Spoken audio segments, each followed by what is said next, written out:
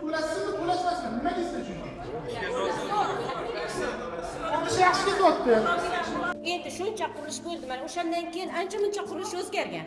Buxgalteriyani tushunadigan, hisob kitobni biladigan bironta vakil bo'lsa, o'shani menga beringlar. Qurilishimiz 8-etajga kelgan bo'lsa ham, haligacha to'lov qilmagan mijozlarimiz juda ko'p.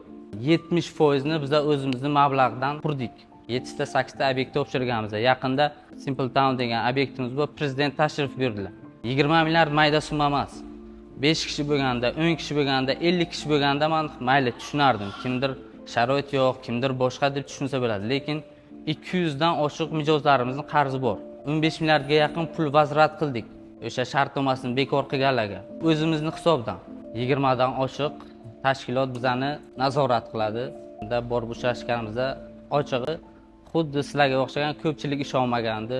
To'g'ri, bizada ham uzilish bo'ldi, xatolar bo'ldi, kamchilik bo'ldi. Biz ham o'zimizdan o'zimiz 24 gektarga qurilish qilmaymiz. Bizning ham o'zimizning strategiyamiz bor edi, loyihamiz bor edi, salohiyatimiz yetardi shu narsaga. Har doim ham biz o'ylagan, biz maqsad qilgan narsa amalga oshmaydi. Lift bilan shartnoma qildik. 2-3 kunda borib, yaxshi lift ekanligini video qilib, syomka qilib tashlab beraman. Suvda chiqib borib, uy qurilishini, o'sha bo'layotgan ishlarni, akfalar qo'yilgani, g'ishlar terilganligiga guvohlik berasizlar, bermaysizlarmi?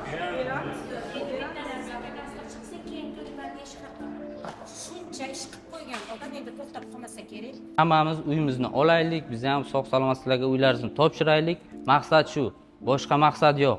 Xayrli, barakatli qilgan, hammani yuzini, hammani oldida yorug'